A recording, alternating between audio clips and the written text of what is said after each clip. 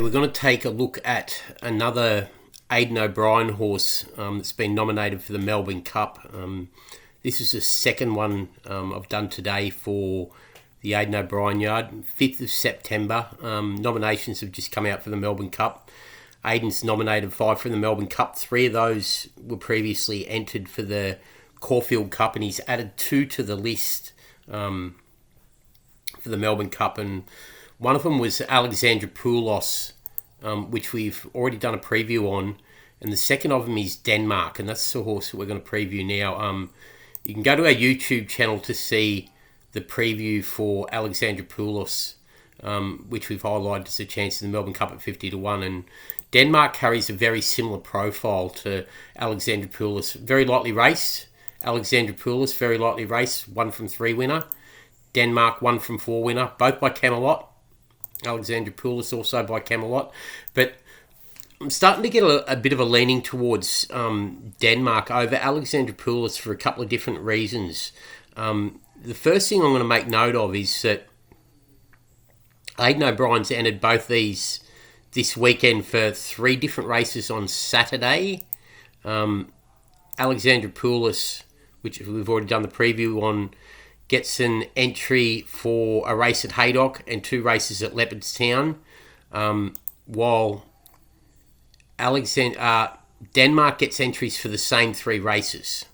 And that's really interesting, both being lightly raced types, now nominated for the Melbourne Cup. It'll be interesting to see which races they go towards this weekend. He's obviously trialling them both for the Melbourne Cup this weekend to see how they perform. Denmark goes around as a 4.5 favourite in the rewards with Betfair handicap at Haydock, while Alexandra Poulos is $11 in that race. And they've both got entries for the Paddy Power Stakes and also the Batingo handicap at Leopardstown. So it'll just be interesting to see which direction they go this weekend with Denmark. As I said, well bred by Camelot out of the Anabar mare board meeting. I'm just going to go into the breeding of this one first. Now, the Dam board meeting, being an Anabar mare, suggests that it's going to stay.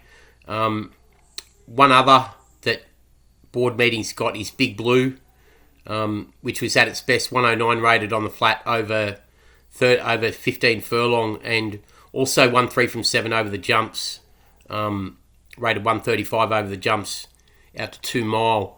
And if we go back to the second dam of Denmark, the Ali Sheba mare, Bright Moon, she was very high class. She ran 5th in the Arc behind Carnegie. She was a Group 2 winner at Deauville. Another Group 2 win in France. Down the track the year before behind Urban Sea in the 93 Arc. Only beaten a length and 3/4 by Intrepidity at Long Chop in a Group 1. Won a Group 2 prior to that. So that suggests top class. And the Dam also was very good on the track as well.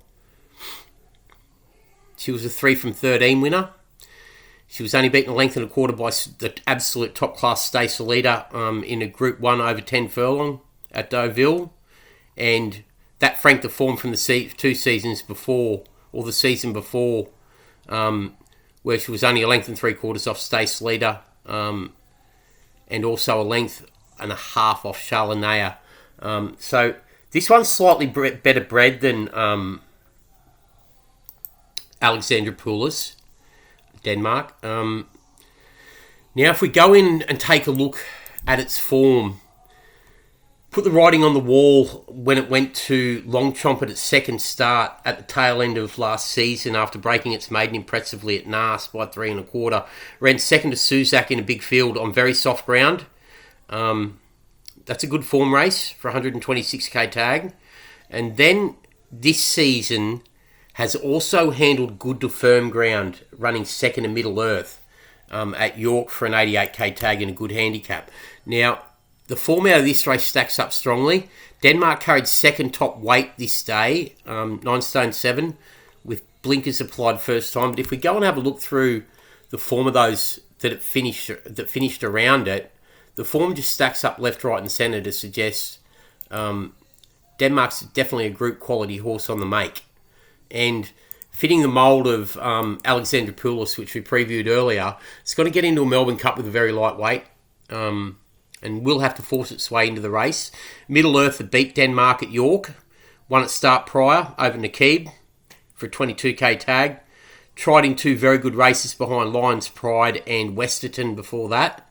The third horse home, Fox Journey, the Roaring Lion 3-year-old colt out of a Galileo mare, which was beaten 5 by Middle Earth and Denmark, won 2 starts prior at Newbury, and also won at Newmarket on the Rowley Mile course, first up for the season, knocking off Mighty River. The fourth horse home is a 3 from 6 winner by Lord of England, a proven sire of stayers in Germany. It won its previous 3 on end in good races at Haydock, Yarmouth, Chepstow. Oh, well, it's a good race at Haydock, but working its way through the grades, obviously, to that before running fourth behind Middle Earth and Denmark. The fifth horse home won its 2 starts prior by good margins at Sandown and Ascot. The sixth horse home won the start prior by 12 lengths at Goodwood in a good handicap for a 39k tag. It was only 3 lengths off Lion's Pride and 8 lengths off Westerton, franking the form line of one of those earlier. The 7th horse home won its start prior at Doncaster. The 8th horse home ran second the start prior at Goodwood and won the start prior at Salisbury. So this form's just starting to stack up left, right and centre to say this handicap that Denmark ran second in at York was very high quality. And the 9th horse home won 3 starts prior at Newmarket, Thirsk and Thirsk. So there's lots to suggest here that Denmark is high class. Let's get rid of all these other horses that we've just looked at. And as I said, it carried second top weight that day, 9 stone 7. Top weight was Davideo, which dropped out, but well beaten. But yeah, I'm really impressed by the upside associated to Denmark. Bred to handle 2 mile all day by Camelot out of board meeting, second dam, 5th in the Arc. The dam board meeting has form around Stacey Leader and Charlotte at Group 1 level. The half to this, it's won 3 from 7 over the jumps out to 2 mile, was good on the flat, rated in the high 100s, over 1 mile 7 furlong. So I've just got the feeling that Denmark is a horse that is really suited to a Melbourne Cup if it can force its way in. So I'm pretty confident now after looking at Denmark and the similar form profile it's got to Alexandra Poulos that one of these 2 will come for the Melbourne Cup. And a lot of that's going to depend on what happens this weekend in the 3 races that they're both nominated in at Haydock, Leopardstown and Leopardstown. As I said, Aidan O'Brien's got 14 engaged for the long distance cup on Champions Day at Ascot, so I doubt this one will go there. They both look Melbourne Cup contenders.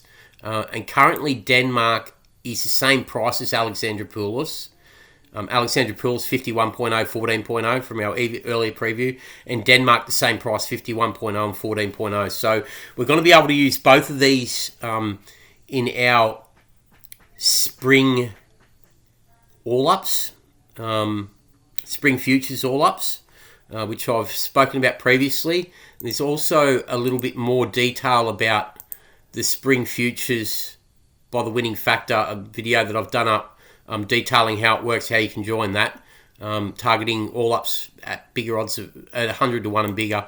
But it's horses like this with hidden scope in their profiles, Denmark and Alexandra Poulos, that are really going to put some juice into what we're doing there.